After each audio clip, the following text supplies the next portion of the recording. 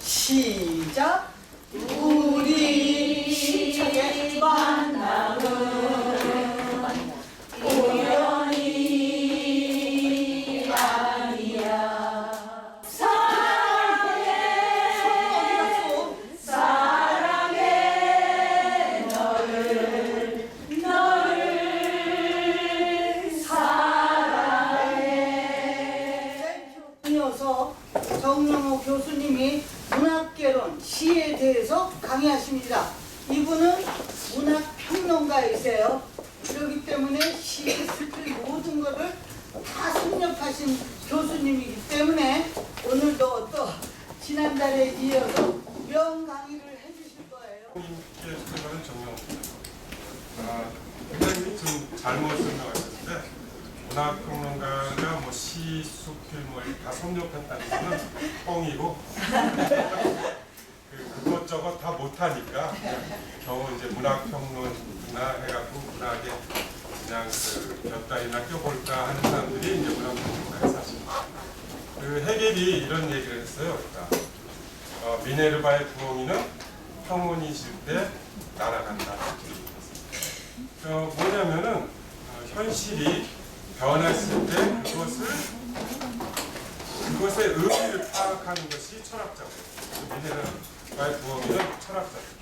시인도 거기에 어떤 같은 등급이라고 얘기할 수 있으면은 그 시인이 이미 그 현실을 파악한 것을 시인이 얘기한 것을 문학 평론가들은 뒤따라가면서 시인이 벌써 그걸 파악했구나 라고 뒤따라가면서 이제 평론하는 게 문학 평론가입니다. 그러니까는 어찌 보면은 시인은 굉장히 어떤 문학에 있어서 위대한 사람이다 이렇게 얘기할 수 있죠. 왜냐하면 항상 어떤 뮤즈를 꿈꾸며 그것에 대해서 자기 스스로가 항상 긴장하면서 살고 있는 게 시인이라면은 소설가도 그렇죠. 수필가도 그렇지만 시인들이 항상 그 시 정신을 가지고 그 시의 어떤 그 현실의 의미 또 자기 어떤 그런 것들 계속 긴장하면서 사는 사람이 시인이라고 얘기할 수 있습니다. 그래서 여러분들은 굉장히 위대하죠. 저 같은 사람이야 그런 것에 대해서 보편성에 대해서 한번 얘기를 해보려고 하는 것이지 어떤 치열하게 현실을 인식하고 그 현실 속에서 어떤 그 시적 언어를 뽑아내는 어떤 시인들이 더 위대하다라고 얘기할 수 있습니다. 시를 어떻게 쓸 것인가 이거에 대해서 이제 한번 오늘은 얘기하려고 해요. 지난번에는 그냥 문학 일반에 대해서 얘기를 했지만은 그 시의 창작 과정이 어떤 것인가 이런 것을 얘기해 보려고 합니다. 물론 이제 시를 여러분들이 접하고 시를 쓰는 그 과정들이야 모든 사람이 같을 수 없죠. 어떤 보편성은 있을 수 없고 각각 개별적으로 어떤 사춘기 때 혹은 어렸을 때 동시를 쓰던 습관 혹은 일기를 쓰던 습관 혹은 백일장에 나가서 우연히 써봤는데 내가 재능이 있나 보다 라고 해서 계속 시를 읽고 거기에 어떤 모방하고 그런 과정 속에서 시를 창작하는 과정이 있었겠죠. 어떤 현대 시는 자유시가 보편적이죠. 그렇죠? 네, 자유시가 보편적이지만은 어떤 조금 한 100년 전, 100년 전보다도 한 50년 전만 해도 우리나라의 어떤 시의 보편적인 시는 한시하고 시조라고 얘기할 수 있어요. 굉장히 정형적인 시죠. 그러니까 우리가 정형시라는 것이 어떤 일정한 틀이 있기 때문에 그것이 불편한 시다. 자기 어떤 감정을 제대로 표현하지 못한다. 이렇게 얘기할 수 있겠지만은 어떤 시조를 창작하는 어떤 과정, 혹은 뭐 한시의 사원절구라든가 칠원절구라든가 이런 거를 창작하는 과정은 지금의 어떤 시인들의 것보다 더 훈련이 필요했을 것이다라는 생각을 하는 겁니다. 서양의 어떤 중세시대의 소네트라든가 또 어떤 일본의 그 시조 형식 같지만은 이제 두 구절로 된 하이프라는 게 있어요. 근데 하이프라든가 이런 것들은 그 두 줄 안에 그것을 압축시켜야 되기 때문에 굉장히 어떤 함축적 의미를 담아낸 단어, 시어를 뽑아내는데 굉장히 신중을 기했죠. 또 소네트 같은 경우는 뒤에 가군을 맞추기 위해서 어떤 언어를 쓸 것인가 그런 것에 대해서 굉장히 많은 훈련과 그런 과정이 있었던 겁니다. 그러니까 어찌 보면은 지금 현대의 어떤 시인이라고 하는 사람들이 시를 쓰는데 너무 쉽게 그런 훈련 과정 없이 시를 쓰고 있기 때문에 우리는 어떤 시가 죽었다, 시가 죽은 시대다라고 얘기하지만 그것이 어떤 시의 남발로 인해서 시가 죽었는지도 모른다, 이런 생각을 하게 됩니다. 그냥 직접적으로 얘기해서 이제 시가 원천적 단계의 어떤 단계가 있습니다. 처음에 하는 거죠. 어떤 우리가 이제 시인들 보면 그 선천적인 차원에서 천재성을 가지고 있는 시인도 있겠죠, 그렇죠? 그렇지만 그 천재성이라는 것이 다듬어지지 않으면 혹은 개발되지 않으면 그것은 사라지기 마련입니다.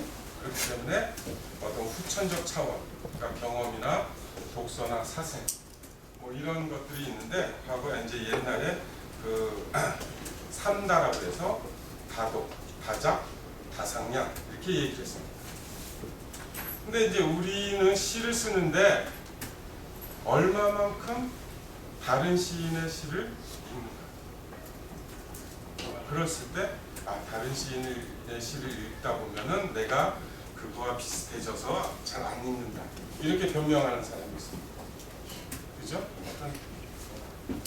다른 사람의 시 혹은 어떤 다른 문학 작품들을 부지런히 읽고 그것을 어떻게 형성하고 있는가라는 것을 알지 못한다면은 시의 창작에 있어서 그런 그 창작 과정에 그것을 어떤 장르라든가 어떤 시적 관습 이런 것들을 우리가 담아낼 수 없어요. 물론 그것을 뛰어넘어야지만이 위대한 시인이지만 우리가 이제 그 피카소가 그림을 그렸어요. 아비뇽 처녀라든가 뭐 이런 걸 그렸는데 이게 딱 보면은 이 정도는 나도 그릴 수 있다라고 하지만 피카소가 처음부터 그러진 않죠, 그렇죠? 처음에 어떤 그 붓을 터치하는 어떤 그 기법이라든가 그런 미술의 어떤 의미라든가 이런 것들을 다 파악한 후에 그것을 뛰어넘기 위해서 어떤 미래파가 나오는 것처럼 우리가 시의 어떤 기본적인 형식이라든가 어떤 문학의 기본적인 의미라든가 시적 인식이라든가 이런 것들을 알지 못한 상태 속에서 어떤 그 시를 쓰다 보면은 항상 발전이 없고 오류 속에 있는 시를 만들 수 있다, 이런 얘기입니다. 그래서 먼저 시를 정독하는 것이 의미가 있다고 볼 수 있습니다. 그러니까 시는 의미의 전달하려고 하는 게 목적이 아니에요. 시는 미적 감동을 주기 위한 어떤 것이 주 목적입니다. 그죠? 의미를 전달하기 위해서 그냥 웅변을 하면 되고, 그죠? 어떤 그 논술을 쓰면 되고, 논설을 쓰면 되고, 의미를 전달하기 위해서는 그렇지만은 시라는 형식을 담으려고 한다면 그것이 예술이어야 되고, 그 시의 미적 감동이 동반돼야지만이 예술이라고 할 수 있겠죠. 시라고 얘기할 수 있겠죠. 그렇기 때문에 다른 사람의 시를 읽고 그것의 미적 감동이 무엇인지 그것을 간접적으로 체험하는 것이 중요하다고 생각할 수 있습니다. 또 다독해야 되는 이유 중에 하나가 감명을 받았거나 감동을 준 부분을 다시 읽고 재해석해보는 것, 그런 것이 중요합니다. 현대 이제 시인이라고 나서는 사람들의 가장 큰 문제점은 요즘에 유행하는 시만 읽는다는 거죠. 제가 이제 물론 이제 그 시인들에 대해서 폄하할 생각은 없지만 그것의 위험성에 대해서 얘기를 해보면은 우리가 이제 이청하, 용혜원 뭐 이런 아주 쉽게 쓰는 시인들이 있어요. 그 시인들의 어떤 시들만 읽다 보면은 시의 어떤 그 형상화 과정이라든가 이런 것들에 대해서 우리가 학습할 수 있는 기회를 놓치게 돼요. 그래서 또 어떤 그 어찌 보면 지금의 어떤 그 문학사에서 어떤 그 발전되어 온 과정 속에서 그 시가 그 어떤 그것을 다 우리가 이제 그것을 보제라고 얘기합니다. 또 문학사의 또 보배죠. 그런 것들을 담아낸 시가 만약에 용예언이라든가 이런 것이라면은 우리가 용인할 수 있지만 그것에 어떤 벗어나 있다라고 한다면은 그런 시들보다도 정통성 있는 시, 문학사 속에서 있는 존재하는 시, 그러니까 50년대, 60년대, 70년대 과거의 시를 통해서 우리가 어떤 작품, 그러니까 시를 읽어볼 필요가 있다는 얘기입니다. 식민 시대에 어떤 훌륭한 시인들이 많이 있어요. 백석이라든가 이용학이라든가 이런 그 훌륭한 그 시인들의 시 작품들을 여러분들이 읽어본 적 있나요? 그렇죠. 그러니까 우리가 그 박인환이라든가 이런 시인들 읽었죠, 그렇죠? 전후 시대 사람들 읽었지만은 그 식민지 시대에 어떤 그 서구의 문학 작품을 수용하는 과정 속에서 어떤 그 전통적인 조선인들의 어떤 그 미적 인식과 그것을 결합시키려고 노력했던 사람들의 작품들을 우리가 읽음으로써 그 시인들이 고민했던 것과 내가 그 문학 작품, 그러니까 시를 어떻게 형성할 것인가 그런 것에 대해서 한번 학습할 필요가 있습니다. 또 다상량이라고 있습니다. 다상량, 그죠? 그 상략에서 다 해악의 쌍, 해악의 양입니다. 그래서 많이 사유하라 그 얘기입니다. 사유가 없는 시, 그러니까 생각이 없는 시들은 우리가 알맹이 없는 시라고 얘기할 수 있죠. 내용이 없는 시, 형식만 있는 시. 우리가 어떤 운이라든가 그런 형식들만 갖고 있다면은 그 어떤 공허하다라고 얘기했죠. 그러니까 내용만 승한 내용만 있는 것은 그것은 그 뭡니까 어떤 시적 형식에서 벗어난 것일 수 있고 그 형식만 있다면 시의 형식만 있다면은 그것은 시로서 공허하다라고 얘기할 수 있습니다. 그래서 많이 그 생각해서 나만의 시적 세계, 내가 추구하는 어떤 시적 주제를 담아낼 수 있는 시를 쓰기 위해서는 많은 것을 사유할 필요가 있다라는 얘기입니다. 다음은 다작이죠. 시 쓰는 연습을 많이 해봐라. 그래서 우리가 꼭 시 형식이 아니더라도 시적 시작 메모라고 얘기할 수 있죠. 그냥 어떤 좀그 엽스럽게라도 계속 그 어떤 메모를 갖고 그것을 통해서 어떤 작품의 어떤 준비 단계를 거쳐야 되겠죠. 그런데 그렇지 않고 사람들은 매번 딱 엣지에다가 일필지로 쓰면 저희가 마치 천재인 것처럼 막 시작 그런 사람들이 많이 있어요. 그래서 희한하게 그 뭐죠? 이 셀폰에다 이렇게 요즘 이제 발달해서 여기서 막 써갖고 곧바로 올리는 사람도 있어요. 대단한 천재들이지만 우리가 그 천재라고 얘기할 수 없는 시인들입니다. 그래서 그 다음에 이제 원점적 단계 다음에 어떤 의미화 단계에서 어떤 시적 발상입니다. 긴 글인데요. 한번 여러분들이 읽어보면 이게 닐케가 쓴 글입니다. 한 편의 시를 쓰는데도 사람은 여러 도시와 주민들과 건물을 바라보아야 하고 짐승들과 날아가는 새와 아침을 향해서 피어나듯 작은 곳에 몸가짐을 알아야 합니다. 모르는 시골이길 뜻하지 않은 상봉, 오래전부터 생각하던 이별 등등이나 지금도 분명치 않은 시절로 돌아갈 수 있어야 한다. 그러나 이런 것들을 생각할 수 있는 것만으로는 넉넉치 않다. 여러 밤에 많은 사람들의 기억, 신음하는 여자들의 부르짖음, 아이를 낳고 잠든 태숙한 여자를 기억해야 한다. 죽은 사람들 곁에서도 있어봐야 하고 때때로 죽은 시체도 지켜봐야 한다. 그러니까 다양한 어떤 그 세계를 인식할 수 있어야 된다는 얘기입니다. 하지만 이런 기억을 갖는 것만으로는 넉넉치 않다. 기억이 많아졌을 때 그 기억을 숨기지 없어야 된다. 기억을 잊어버릴 수 있어야 한다. 그리하여 그것이 다시 돌아오기를 기다리는 엄청난 참을성이 있어야 된다. 기억만으로 오로지 시가 될 수 없다. 그것들이 우리 속에서 피가 되고 눈짓과 몸가짐이 되고 우리 자신과 구별할 수 없을 때야만이 그것이 시의 첫 구절을 만들 수 있는 것이고 그래서만이 시를 써나갈 수 있다. 이렇게 닐케가 얘기하고 있습니다.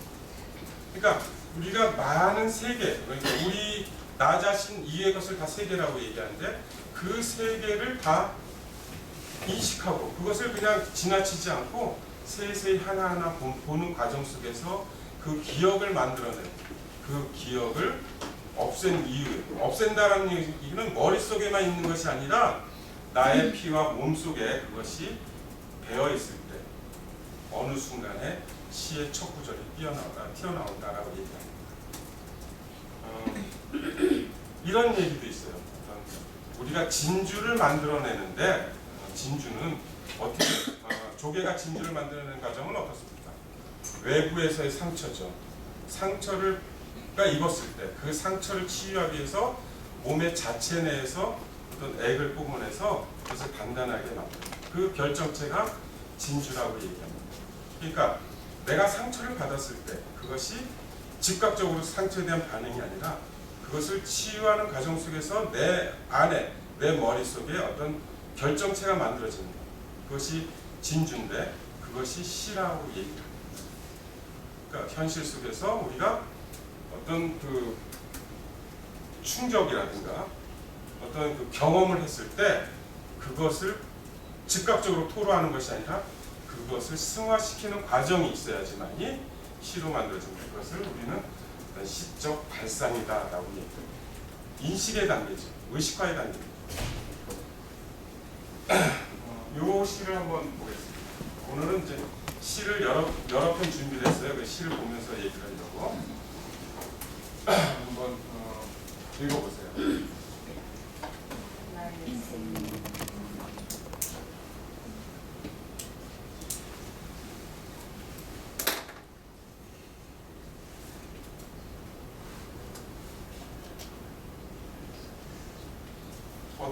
어떻습니까?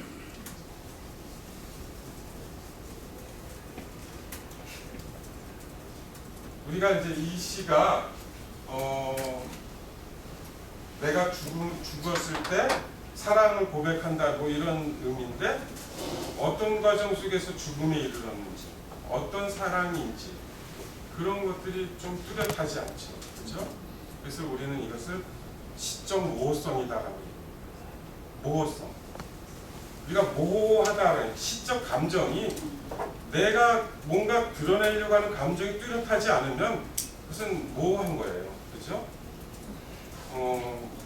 그러니까 애매성이라는 표현도 있는데 모호성과 애매성은 좀 다릅니다. 애매성은 우리가 이중적인 어떤 의미를 갖기 위해서 좀 그것을 이중 의미를 갖기 위해서 애매한 어떤 시어를 선택해서 애매성이라고 하지만 모호성은 아예 자체가 어떤 길인지 자체가 없는 것을 모호성이라고 얘기해요. 그래서 이런 것이 있고 또 감정이 뭐죠? 죽을 듯이 고요한 은빛 생명체 이게 뭔지 뚜렷하게 뭐 하여튼 은유는 은유지만 은유의 형식인데 은빛 생명체가 뭔지 명확하게 드러나고 있지 않습니다. 그러니까 어떤 시작시를 제가 갖고 온 거예요. 근데 그런 것이 있고 마지막 면에서 사람 인물하고 이제서야 알았느라고 그래서 더 살고 싶다고. 그래서 이게 시인의 감정이 직접적으로 드러나 있죠. 그죠? 그러니까 어떤 감정의 과잉이라고 얘기합니다.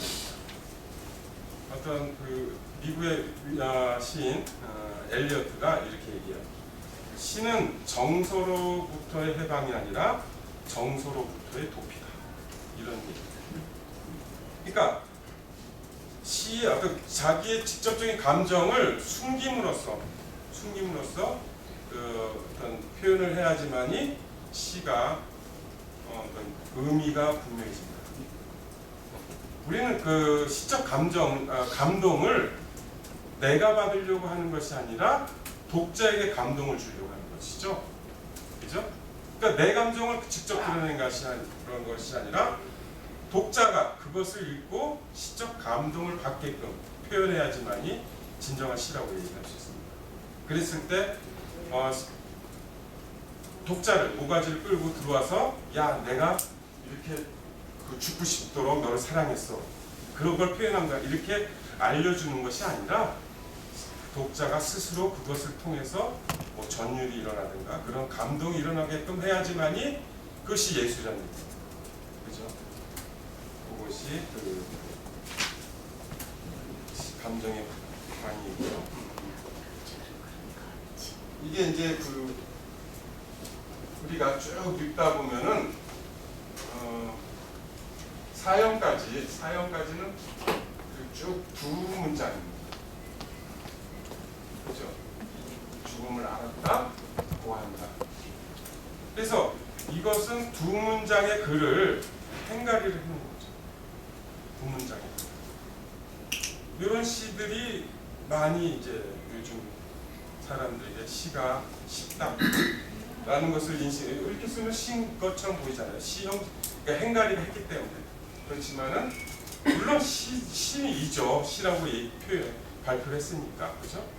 그렇지만 우리가 시적 감동이 있는 시인가라는 것은 의문이다라는 얘기예요. 그래서 우리가 이런 식의 어떤 시들을 자꾸 쓰다 보면 너무 거기가 굳은 살이 들려서 이 이의 시들을 쓰지 못하게 될 수도 있어요. 그러니까는 그런 것을 경계하면서 시를 써야 됩니다.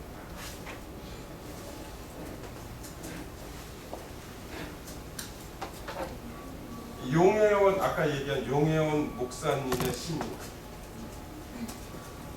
그대를 사랑한 뒤로는 내 마음이 그리도 달라질 수 있을까요? 그래서 그대가 아마도 그러니까 이걸 이제 애매성이라고 그랬죠. 그 독자에 따라서 여러 가지로 해석할 수 있으니까 사랑하는 연인일 수도 있고 하나님일 수도 있고 뭐 여러 가지 그 대상이 있을 수 있죠. 그렇죠? 두 개의 어떤 연인입니다. 바뀌는 것은 이제 마음, 영혼, 병, 불꽃 뭐 이렇게 뭐 몇 글자 안 바뀌죠. 두 연 사이에 그런 것이 있어요. 굉장히 쉽게 쓰여진 시입니다. 그죠? 쉽게 쓰여진 시고 아까 얘기한 것처럼 의미를 전달하기 위해서 이 어떤 예수님을 사랑한부터 나는 병을 앓게 됐고 내 영혼을 살라서 예수님을 사랑하겠다. 그렇죠? 그런 의미죠. 어찌 보면 시의 어떤 이런 뻔한 얘기들을 우리가 시에 담아낸다면 독자들은 거기에 감동을 받을까요? 그렇지 않아요? 어떤 훌륭한 설교가 더 좋죠. 훌륭한 일화를 들어서 사람들에게 전달하는 것이 더 좋습니다. 그렇죠? 그랬을 때 이러한 어떤 시들이 물론 어떤 시적 감수성이 있어요. 그래서 사춘기 사람들에게 사춘기 이제 청소년들에게 그것을 표현함으로써 시에 접근할 수 있는 통로가 될 수는 있습니다. 사람들에게. 그렇지만 거기서 발전하지 않는다면은 어떤 문제가 있겠죠. 다음은 이제 의미화라는 데서 어떤 그 시적 영감이라고 하는 것이 있습니다. 시쓰기라는 것은 영감, 그죠? 인스피레이션이 있어야 되는 것이고 지성이 있어야 되고 어떤 그 자기만의 어떤 시 정신이 있어야 됩니다. 과거에는 이제 이게 이제 영감이라는 말들이 이제 저기서 나온 거예요. 뮤즈, 그러니까 음악의 신이죠. 음악의 신이 어떤 시인들에게 어떤 영감을 줌으로써 그것이 표현된다. 이제 고대 사상의 어떤 하나의 이야기인데, 저는 이것을 굉장히 의미 있게 생각하는 게 시인들이 항상 아까 초반에 얘기했듯이 항상 긴장하면서 긴장하면서 내가 어떤 시를 쓰기 위해서 항상 그 현실을 그냥 단순하게 보지 않고 그 내면에까지도 보려고 하는 어떤 관찰, 통찰 그런 것이 있기 때문에 그 영감이 들어온다라고 생각합니다. 어떤 종교 과정도 똑같죠. 항상 뭐 하나님을 생각하고 뭐를 생각하다 보면 뭔가 나에게 길을 보여주듯이 시인이 시를 쓰기 위해서 현실을 단순히 스쳐 지나가지 않고 항상 노력이라기보다도 긴장한 상태 속에서 현실을 본다면은 어떤 그 시의 첫 구절이 떠오른다든가 어떤 시의 구상이 떠오른다든가 이런 과정이 있을 것이다. 그것이 영감이라고 생각을 합니다.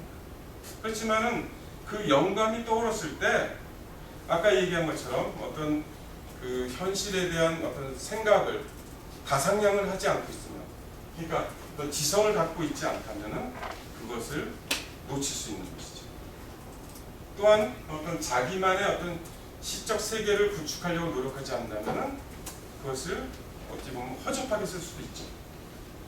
어떤 훌륭한 시를 만들어낼 수가 없다라는 겁니다. 그래서 어떤 영감, 지성, 시정신 이런 것들을 갖추기 위해서 우리가 삼다, 다작, 그죠? 다독, 가상량 이 과정이 필요하다라고 얘기할 수 있습니다. 의미화 단계에서 이제 시적 동기가 있습니다. 모티브라고 얘기하는데 우리가 소재라든가 제재, 모티브 이런 의미가 어떤 시의 어떤 발상의 계기가 되는 것들, 그것을 이제 모티브라고 얘기합니다. 어린아이가 뭐 이렇게 이쁘다, 가장 귀엽다 그랬을 때 순간적으로 떠오르는 것이 있을 수 있겠죠. 그렇죠? 그런 모티브가 될 수 있고 꽃이 폈을 때, 황혼이 졌을 때 그런 것들이 이제 다양한 모티브라고 얘기했습니다. 근데 그런 제재가 어떤 주제와 잘 어우러졌을 때 어떤 시의 어떤 그 중심 사상을 만들어낼 수 있는 거죠. 그렇지만 이제 뒤에 보여주겠지만은 우리가 이제 푸르른 나무를 봤을 때 아름답다. 그것을 표현해낼 수 있어요. 그렇지만 그 내면에까지 들어가는 어떤 시를 만들어내는 그런 것들이 이제 필요한데 무슨 이제 다음 좀 이따 얘기하겠습니다. 형상화 단계에서 이제 감수성입니다. 오감을 통한 감수성이 훈련이 필요하다. 우리가 이제 시의 감동이라는 것은 우리가 그 인간의 인식 과정이 감성과 이성 이 두 가지로 나눠져 있고 그 시 예술 분야는 그런 감성의 분야죠. 그렇기 때문에 우리의 어떤 오감, 그러니까 눈, 코, 입, 그죠? 미각, 청각, 시각, 촉각 이런 오감과 이제 그것을 공감각으로 만들어낼 수 있는 이런 것들이 필요하다라고 얘기합니다. 이것을 활짝 우리의 시인의 감각을 활짝 열어야지만이 일상생활의 어떤 그것들을 놓치지 않고 드러낸다는 거예요. 이제 우리가 이제 저녁에 누워 있으면 이제 지난 목요일이었죠. 누워 있으니까 비가 오는 소리가 나요. 졸졸졸졸. 봤더니 눈이 녹는 소리였죠. 그죠? 그런 어떤 그 감각, 또 어떤 풀벌레 소리 이런 것들을 우리가 느낄 수 있는 그런 감각을 활짝 열어놓고 있어야 된다. 한번 그 시 한 편을 보도록 하겠습니다.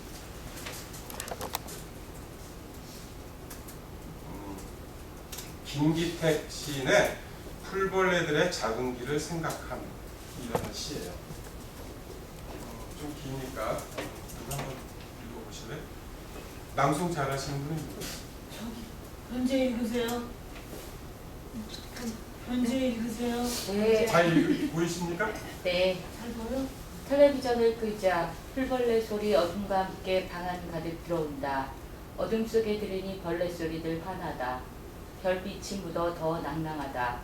귀뚜라미나 여치 같은 큰 울음 사이에는 너무 작아 들리지 않는 소리도 있다. 그 풀벌레들의 작은 귀를 생각한다. 그 귀에는 들리지 않는 소리들이 드나드는 그 까맣고 좁은 통로들을 생각한다. 그 통로의 끝에 두근거리며 매달린 여린 마음들을 생각한다. 발뒤꿈치처럼 두꺼운 내 귀에 부딪혔다가 되돌아간 소리를 생각한다. 브라운관이 뿜어낸 현란한 빛이 내 눈과 귀를 두껍게 채우는 동안 그 울음소리들은 수없이 나에게 왔다가 너무 단단한 벽에 놀라 되돌아갔을 것이다. 하루살이들처럼 전등에 부딪혔다가 바닥에 새까맣게 떨어졌을 것이다. 크게 밤공기를 들이쉬니 허파 속으로 불소리들이 들어온다. 허파도 별빛이 묻어 조금은 환해진다. 어떻습니까? 아까 두 편의 시를 봤죠? 그 어떤 무명 습작자라서 이름은 안 밝혔지만 습작의 시인하고 용해온 시인의 시하고 김기택 시인의 시하고 이렇게 봤을 때 어떻습니까? 우리가 여기서 시인이 직접 감정을 드러내는 것은 절제되어 있죠. 그렇죠? 그렇지만은 굉장히 감각이 열려 있는 것을 볼 수 있습니다. 사물에 대해서 관찰이 있죠. 그렇죠? 작은 어떤 그 귀뚜라미나 여치 같은 울음소리와 그 더 작은 소리들, 또 뭐 그 소리가 내 귀에 그 들려오지 않는다 이런 것들이 있는데 굉장히 그 뭡니까 감각적인 표현이 많아요. 그래서 어둠과 함께 방안 가득 들어온다. 소리가 그러니까 소리가 이제 들어오는 거예요. 그게 굉장히 그 표현이 좋았고 어둠 속에 들으니 벌레 소리들 하나다. 이게 공감각적 표현이라고 얘기하죠. 그러니까는 소리를 이제 어떤 시각적인 표현으로 이런 것들을 봤을 때 감정이 굉장히 절제되어 있으면서도 시의 의미를 전달할 수 있고 시 독자들은 여기에 대해서 공감을 하죠. 공감하는 부분이 많이 있어요. 왜냐하면은 내가 이 세속 세계에 너무 시달려서 그 작은 소리들, 작은 소리라고 한다면은 어찌 보면은 시적 자아일 수도 있어요. 나 자신일 수도 있죠. 그렇죠? 우리 같은 보편적인 소시민들이 어떤 거대한 그 과정 속에서 소외당하고 내가 내는 목소리가 들리지 않는다. 사람들에게 전달되지 않는다. 라는 것들이 표현되어 있죠. 그렇죠? 그러면서 어떤 시적 자아, 시적 대상에 대해서 내가 감정이입이 되고 있죠. 그런데 감정이입이 그렇게 뭐랄까 직접적이지 않고 우회적이다라는 면에서 굉장히 그 좋은 시입니다. 김기택 시인이 한 10년 전에 발표했던 시였던 것 같아요. 그래서 형상화 단계에서 감수성을 열어놔야지만이 그런 것들을 다 우리가 그것을 담아낼 수 있는 것이 있을 수 있다. 또 관찰이 필요하죠. 아까 이제 김기택 시인의 시를 보면 관찰 어떤 눈으로만 관찰하는 것이 아니라 어떤 느낌으로 어떤 그것을 다 관찰하고 있습니다. 그러면서 그 비유적으로 그것을 표현하고 있죠. 그런 점에서 훌륭한 시라고 볼 수 있어요. 형상화 단계에서 이제 그 보면은 아까 이제 인식 단계가 있었죠. 그 다음에 이제 세 번째 단계로서 이제 그것을 시로 표현하는 형상화 단계입니다. 그래서 뭐 여러 가지가 있겠지만 이제 상상력에서 세 가지를 한번 생각해봤습니다. 우리가 시인이라고 한다면은 발명을 하는 사람은 아니죠.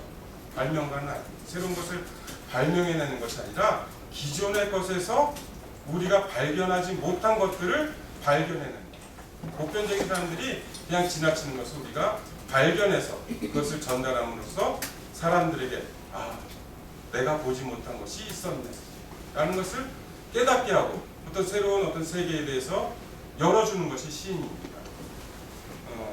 우리가 그냥 꽃이 아름답다. 당연하죠. 꽃이 아름답죠. 그것을 백날 얘기해봤자 감동이 없죠. 장미는 아름다운 거니까. 그렇죠? 여인은 아름다운 거니까 백날 얘기해봤자 아름답지 않죠. 하지만 그 아름다움을 달리 표현하는 어떤 달리 표현하다든가 우리가 아름답지 않다고 생각한 것을 아름답다라고 얘기하는 거. 그런 것들이 어떤 시인의 의무가 아닐까라고 생각이 됩니다. 자, 요 시를 한번 보겠습니다. 유경란. 흰 목련꽃을 엄마 여기 조개꽃이 피었어. 밤물이 끌어 넘친 자국을 엄마 여기 눈이 내렸어. 벚꽃이 지는 걸 엄마 바람에 꽃을 아프게 하는 거야. 좋은 냄새를 엄마 이게 꽃이 피는 냄새야.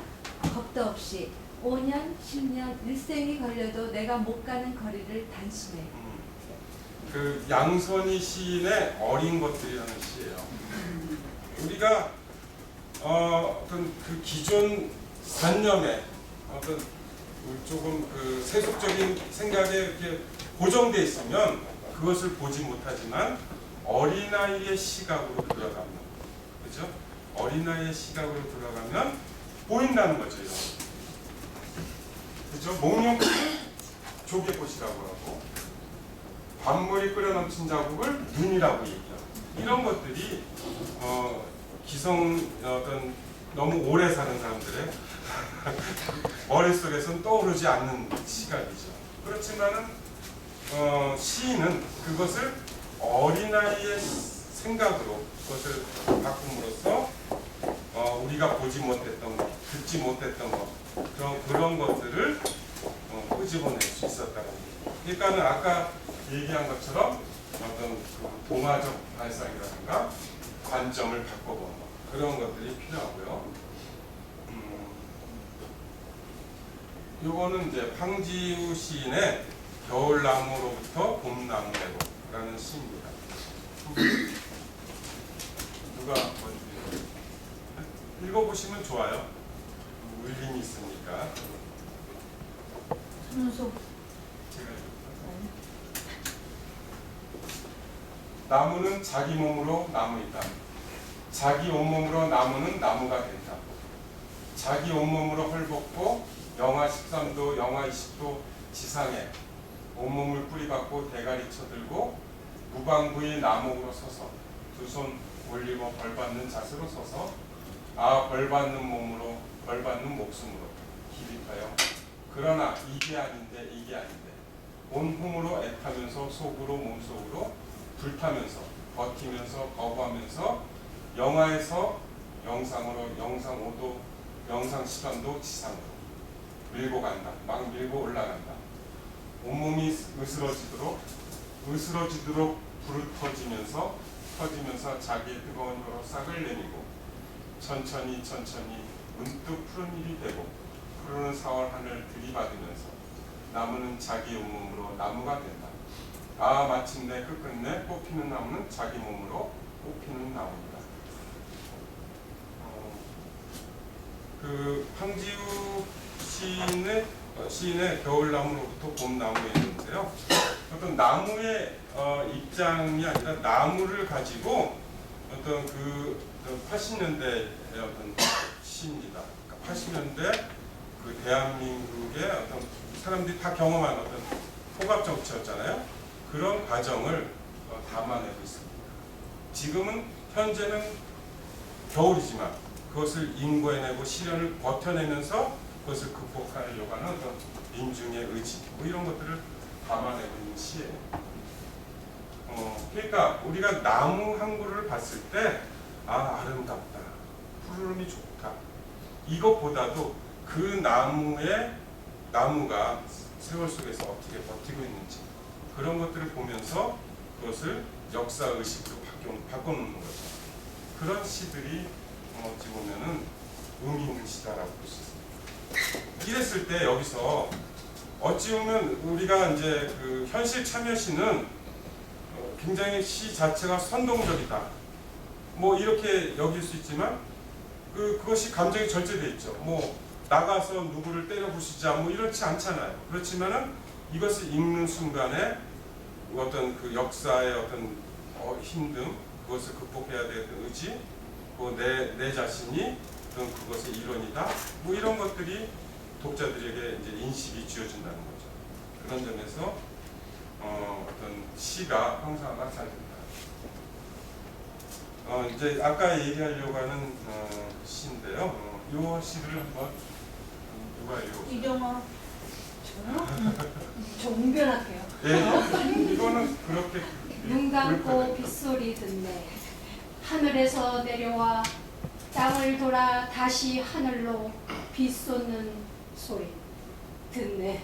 내 마음속 파추 앞에 듣네. 귀 열리어 삼라만상 숨쉬는 소리 듣네. 추위를 끌고 오는 초겨울의 저 비, 산성비에 시드는 먼 숲속 나무들 저 한숨 소리, 내 마음속 파초 잎에 귀 열리어 모든 생명들 신음소리 듣네. 신음소리들 모여 하늘로 비 솟는 소리, 굳히는 소리, 영상 소리 듣네. 사람아 사람아 외쳐 부르는 소리 듣네.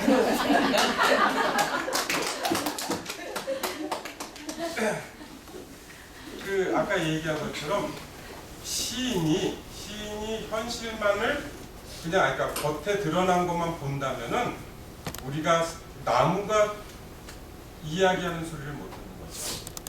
우리 이 생태가 이렇게 지구가 있는데 뭐 지구 온난화다 뭐다 그러면서 굉장히 지구 자체가 몸살을 앓고 있어요. 좀 지구의 어떤 생태계 위기죠. 근데 시인이 아름다운 나무가 또 황혼이 이것만 얘기한다면 참 답답한 시인이 될 수 있다. 어찌 보면 이 시가 그 전반부까지 귀 열려 삼남한사 숨쉬는 소리 듣네까지는 그냥 그 어떤 소정시예요. 그렇지만 그 뒤에 가서 산성비에 시들어 그죠? 숲속에서 나무가 인간들에게 하는 소리를 얘기하는 그것을 시인이 듣는 겁니다. 마지막 사람아 사람아 제발 멈춰라 라고 하는 소리를 듣네. 그죠? 시인이 그냥 다른 사람하고 똑같다면 시인이 필요가 없죠. 그 나무가 얘기하는 소리를 들을 수 있어야지만 그죠? 땅에서 울리는 소리를 들을 수 있어야만이 시인이죠. 그렇지 않다면은 그것을 우리는 다른 사람하고 똑같이 세상을 보는 시인이라고 할 수밖에 없습니다. 그래서 이 시에서 그렇다고 해서 이제 김지아가 대표적인 저항 시인이었죠, 그죠? 70년대. 그렇다고 해서 누구를 뭐 아까 얘기한 것 선동하지도 않죠. 사람들에게 경각심을 주는 것에서 심리적 거리를 유지하면서 그냥 멈춰 있어요. 어떻게 하라기보다는 스스로가 독자가 깨닫게 하기를 바라는 거죠. 다음 요 문인수 시인의 시 여기 정령이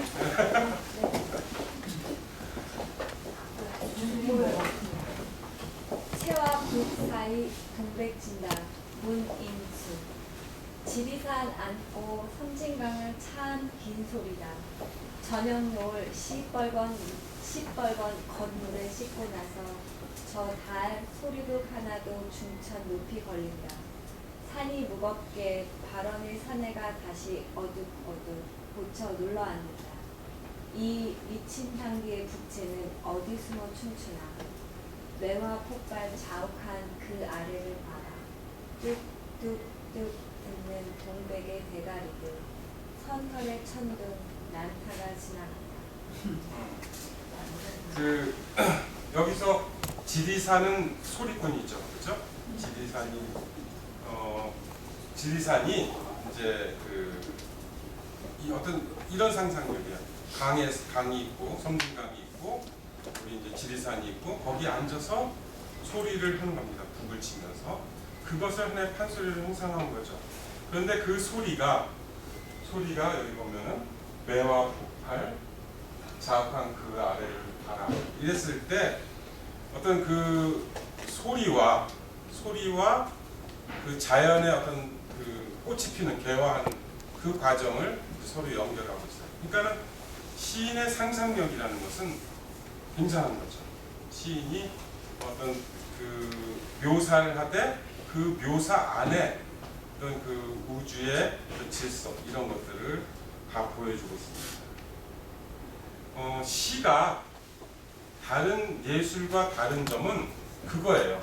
이 어떤 건축도 예술이고, 그죠? 미술도 예술이고, 또 음악도 예술이지만 이러한 것들을 상상력을 담아내죠. 다른 예술적 장르들은 건축에서 이걸 담아낼 수 없죠. 시만이 그것을 할 수 있어요. 왜냐하면 시는 은유를 할 수 있기 때문이죠. 그러니까 메타포가 있기 때문입니다. 그것은 바로 어떤 시의 상상력에서 먼저 기인한다라고.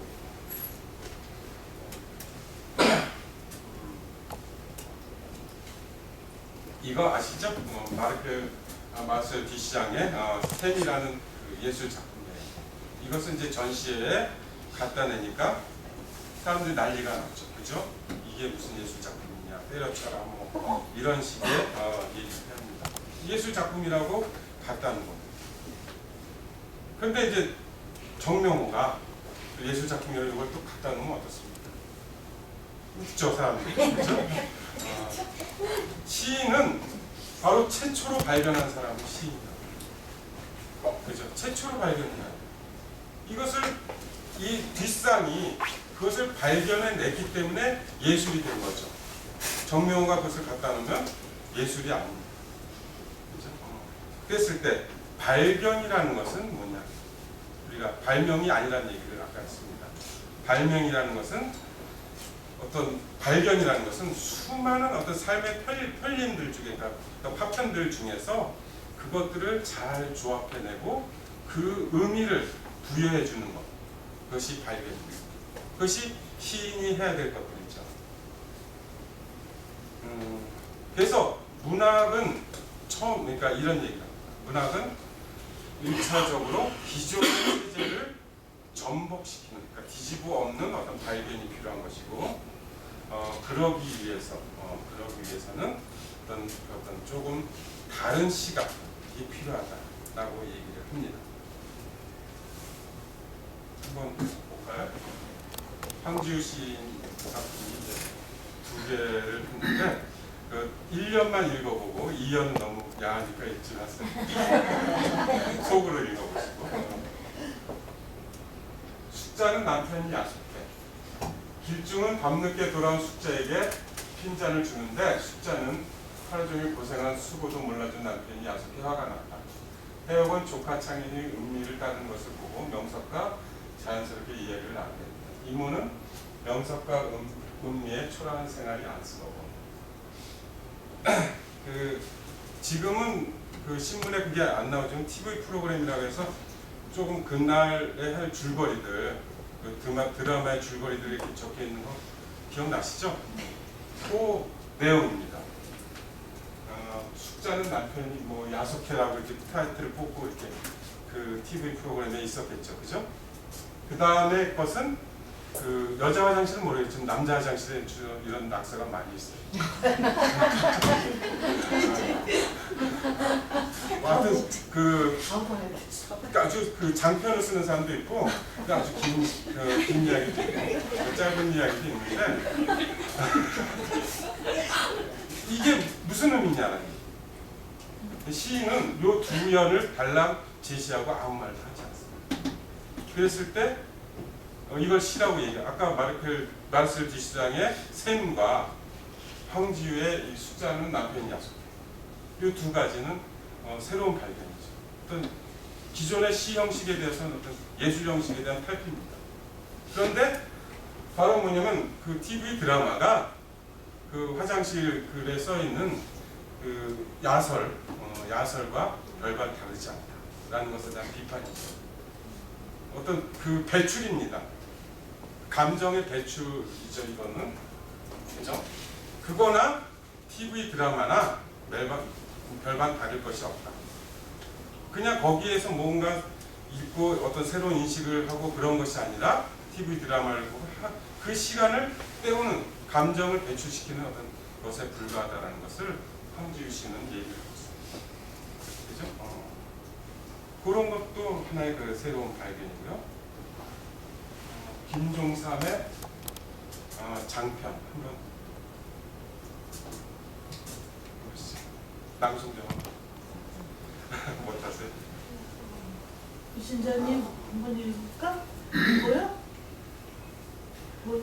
작년 1월 7일 나는 형 정문이가 위독하다는 전달을 받았다. 23일이었다. 골목길을 내려가고 있었다. 허술한 차림의 사람이 다가왔다. 한미병원을 찾는다고 했다. 그 병원에서 2딸 아이가 죽었다고 했다. 부여에서 왔다고 한다. 연탄 가스 중독이라고 한다. 나이는 22, 19. 함께 가며 주고받은 몇 마디였다. 시체실 불이 켜져 있었다.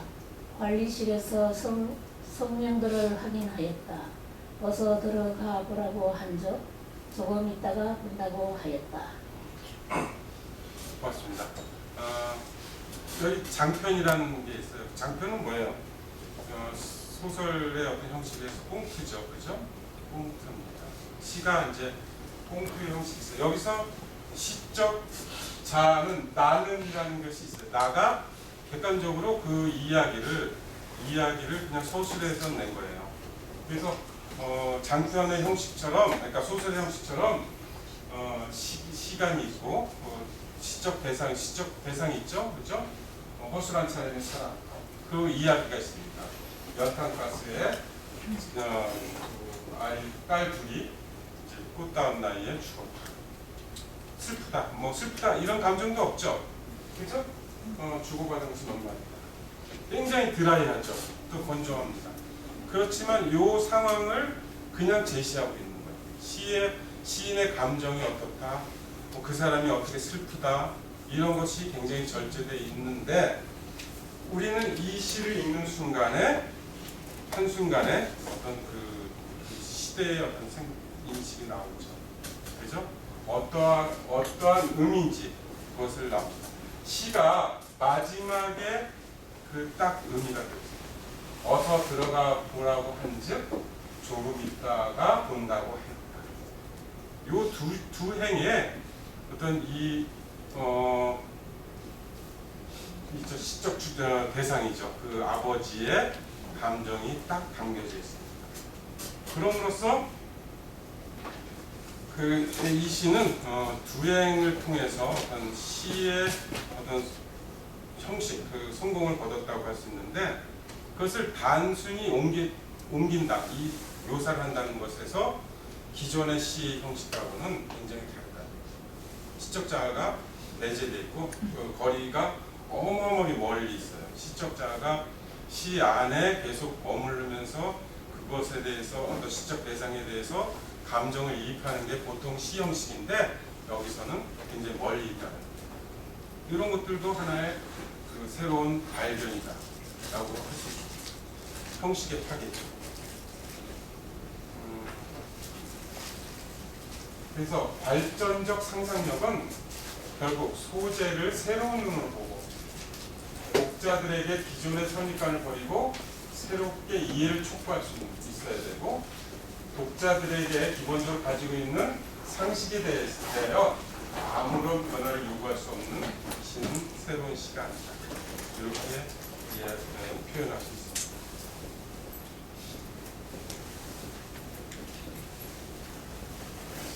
시간이 어떻게 되었습니까? 이게 조금 그러면 요거 하나만